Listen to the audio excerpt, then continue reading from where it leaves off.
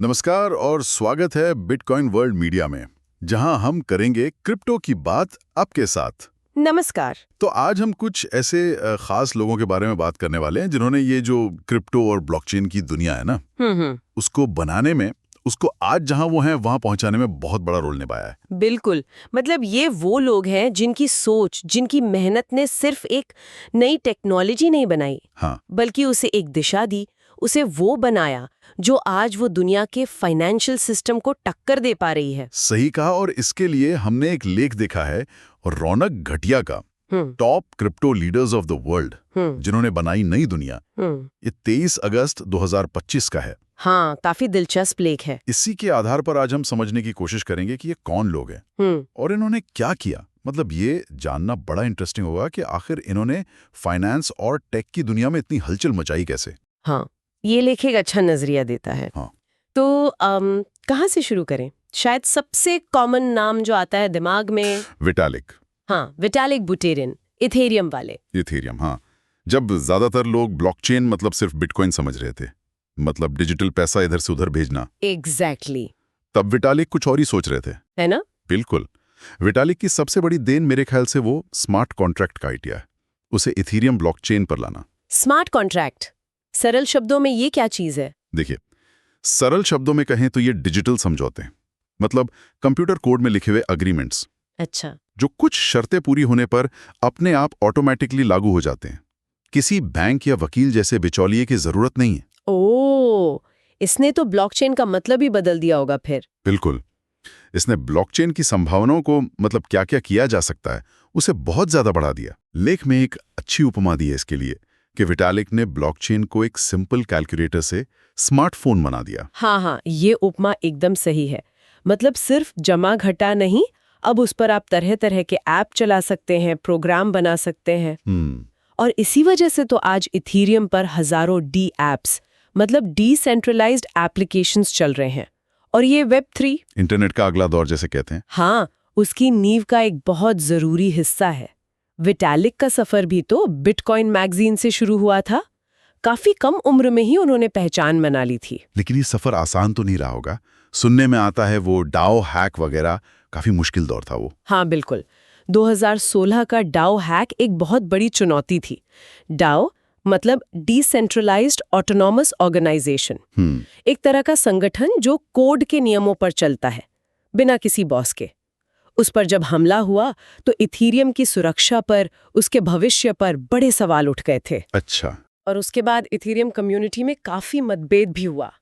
Network 2 हिस्सों में बंट गया, जिसे इथेरियम हार्ड फॉर्क कहते हैं। तो ऐसे मुश्किल समय में ही लीडरशिप की असली पहचान होती है शायद। निश्चित रूप से। और विटालिक और उनकी टीम ने ना सिर्फ उस संकट को संभाला, बल्कि उससे सीखा भी, नेटवर्क को और मजबूत बनाया। ये दिखाता है कि इनोवेशन सिर्फ अच्छे वक्त में नहीं होता। असली तरक्की तो चुनौतियों से जूझकर रास्ता निकालने में है। सही बात है। विटालिक ने साबित किया कि वो सिर्फ एक ब्रिलियंट डेवलपर नहीं है, बल्कि मुश्किल वक्त में कम्युनिटी को साथ लेकर चलने वाले लीडर भी हैं। उनका योगदान सिर्फ टेक्नोलॉजी बनाना नहीं था, बल्कि ब्लॉकचेन का मकसद बदलना था। मकसद बदलना कैसे? मतलब उसे सिर्फ करेंसी ट्रांसफर से आगे ले जाकर एक ग्लोबल प्रोग्रामेबल भरोसे की परत बनाना। वाह, ये तो बहुत गहरा है। चलिए विटालिक से आगे बढ़ते हैं। एक और लीडर जिनका नाम आता है, जिन्होंने बिटकॉइन को पारंपरिक फाइनेंस की दुनिया से जोड़ने में बड़ा रोल निभाया, माइकल सेलर। हाँ, माइकल सेलर, माइक्रो स्ट्रैटेजी के हेड। हाँ, ये एक अलग तरह के लीडर हैं। उनका सबसे ज्यादा चर्चित कदम तो 2020 में आया था। 2020, कोरोना वाला साल। हाँ, बिल्कुल। जब मार्केट में बहुत अनिश्चितता थी, ज्यादातर बड़ी कंपनियां, बड़े निवेशक बिटकॉइन से दूर भाग रहे थे, तब सेलर ने एक बहुत बड़ा, बहुत बोल्ड फैसला लिया। उन्होंने अपनी कंपनी के खजाने का, ट्रेजरी का एक बड़ा हिस्सा बिटकॉइन में डाल दिया। ये तो उस वक्त के हिसाब से चौंकाने वाला था ना? बिल्कुल। ये सिर्फ एक इन्वेस्टमेंट नहीं था, ये एक स्टेटमेंट था, एक तरह का ऐलान। मतलब सेलर ने एक बिटकॉइन को सिर्फ सट्टा लगाने वाली चीज या डिजिटल कैश की तरह नहीं देखा। उन्होंने इसे डिजिटल सोना कहा। डिजिटल सोना? अच्छा। हाँ, मतलब महंगाई के खिलाफ बचाव का साधन, आर्थिक उठापटक से बचने का एक तरीका, एक लॉन्ग टर्म वैल्यू स्टोर। और वो सिर्फ बोलकर रुके नहीं, उन्होंने लगातार बिटकॉइन खरीदा, तब भी जब मार्केट गिर रहा था। हाँ, उनके इस अटूट विश्वास का क्या असर हुआ फिर? बहुत बड़ा असर हुआ। सेलर के इस कदम ने दूसरे कॉर्पोरेट सीईओज को, बड़े फाइनेंशियल इंस्टीट्यूशंस को बिटकॉइन को एक सीरियस एसेट के तौर पर देखने के लिए मजबूर किया। अच्छा। एक तरह से उन्होंने बड़ी कंपनियों के लिए बिटकॉइन अपनाने का रास्ता खोल दिया, एक प्लेबुक बना दी। और जब बाजार नीचे जा रहा था तब भी उनका ये कहना कि वो बिटकॉइन कभी नहीं बेचेंगे, इसने छोटे बड़े सब निवेशकों का हौसला बढ़ाया। तो मतलब सेलर का योगदान टेक्नोलॉजी बनाना नहीं बल्कि बिटकॉइन के प्रति नजरिया बदलना था, उसे कॉर्पोरेट फाइनेंस में जगह दिलाना था। बिल्कुल सही। ये दिखाता है कि लीडरशिप सिर्फ टेक इनोवेशन में नहीं, फाइनेंशियल स्ट्रैटेजी में भी हो सकती है। ये वाकई दिलचस्प है। चलिए अब एक ऐसे व्यक्ति की ओर चलते हैं जिन्होंने क्रिप्टो को आम लोगों तक पहुंचाने में शायद सबसे बड़ा काम किया है। चैंगपेंग झाओ, मतलब सीजेड। सीजेड और बाइनेंस। इनकी कहानी तो वाकई गजब की है। 2017 में एक्सचेंज लॉन्च हुआ। हाँ। और कुछ ही महीनों में दुनिया का सबसे बड़ा क्रिप्टो एक्सचेंज बन गया। ये स्पीड तो हैरान करने वाली थी। सुनने में आया कि सीजी का बैकग्राउंड ट्रेडिंग सिस्टम बनाने का है। टोक्यो स्टॉक एक्सचेंज, ब्लूमबर्ग जैसी जगहों पर काम किया है उन्होंने। जी हाँ, उनके पास हाई फ्रीक्वेंसी ट्रेडिंग सिस्टम बनाने का गहरा टेक्निकल नॉलेज था, ये तो पक्का है। तो क्या सिर्फ टेक्नोलॉजी ही वजह थी बाइनेंस की सफलता की? नहीं, सिर्फ टेक्नोलॉजी नहीं। मेरे ख्याल से सीजी ने सही टाइम पर मार्केट की नब्ज को पकड़ा। नब्ज को पकड़ा मतलब उन्होंने समझा कि लोगों को क्या चाहिए। एक ऐसा प्लेटफॉर्म जो तेज हो, भरोसेमंद हो, जिस पर बहुत सारे अलग अलग कॉइन मिले और जो इस्तेमाल करने में आसान हो।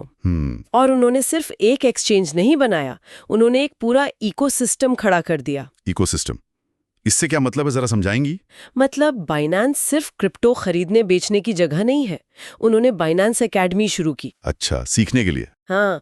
फिर बाइनेंस लॉन्चपैड है, नए क्रिप्टो प्रोजेक्ट्स को फंड करने और लॉन्च करने के लिए। ट्रस्ट वॉलेट है, जो एक पॉपुलर डिजिटल वॉलेट है। बाइनेंस रिसर्च है, मार्केट एनालिसिस के लिए। अरे वाह। और बाद में उन्होंने कॉइन मार्केट कैप जैसी बड़ी क्रिप्टो डेटा वेबसाइट को भी खरीद लिया। तो ये सब मिलकर बाइनेंस को क्रिप्टो की दुनिया का एक वन स्टॉप शॉप जैसा बना देते हैं। समझ गया। तो यहाँ सबक ये है कि तकनीकी ज्ञान, बिजनेस की समझ और सही टाइमिंग, इन तीनों के मिलने से कोई भी ग्लोबल लीडर बन सकता है। बिल्कुल। और उनका सबसे बड़ा योगदान रहा क्रिप्टो ट्रेडिंग को दुनिया भर में लाखों करोड़ों लोगों के लिए आसान और सुलभ बनाना। सही कहा, उन्होंने एक मुश्किल चीज को आसान बना दिया। अब क्रिप्टो दुनिया का एक और पहलू देखते हैं।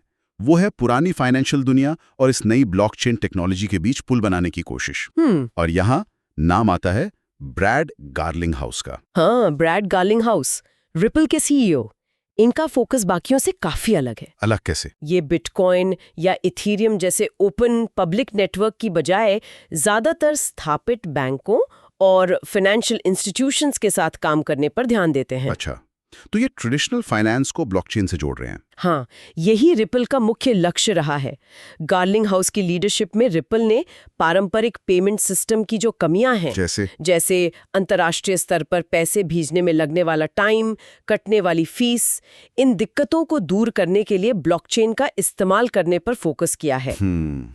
और इसके लिए उन्होंने क्या तरीके अपनाए हैं? लेख में रिपल नेट और ओडीएल का जिक्र था। हाँ, रिपल नेट एक तरह का ग्लोबल पेमेंट नेटवर्क है।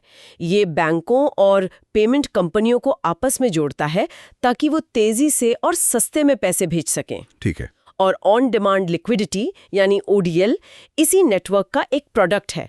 ये XRP क्रिप्टो करेंसी का इस्तेमाल करता है। XRP, ये रिपल की अपनी क्रिप्टो है। हाँ, तो ODL XRP का इस्तेमाल करके दो देशों की करेंसी के बीच तुरंत पैसा ट्रांसफर करने में मदद करता है। और इसमें पहले से उन देशों की करेंसी अकाउंट में रखने की जरूरत नहीं पड़ती, जिसे प्री फंडिंग कहते हैं। अच्छा, तो मतलब पैसे अटकते नहीं है, तुरंत पहुंच जाते हैं। हाँ, सरल शब्दों में कहें तो यही लक्ष्य है, पैसे को ऑन डिमांड तुरंत उपलब्ध कराना। ये तो वाकई फाइनेंशियल सिस्टम की एक बड़ी प्रॉब्लम का हल लगता है। और गार्लिंगहाउस का अपना अनुभव भी तो टेक इंडस्ट्री का है। जी हाँ। AOL, याहू जैसी कंपनियों में काम किया है उन्होंने। जी हाँ। उनका जो लंबा कॉर्पोरेट और टेक अनुभव है, वो उन्हें इन बड़े फाइनेंशियल संस्थानों से बात करने, पार्टनरशिप बनाने में मदद करता है।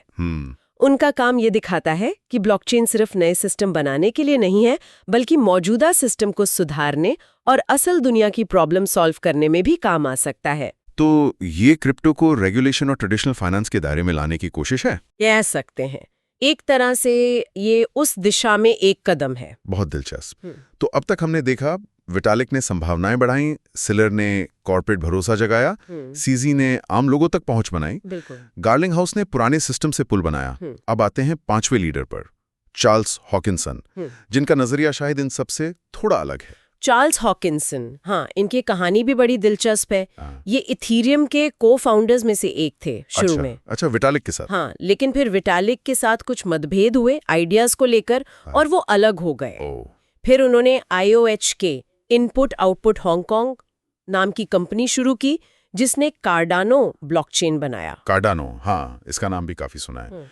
इथीरियम के प्रतियोगी के तौर पर देखा जाता है अक्सर।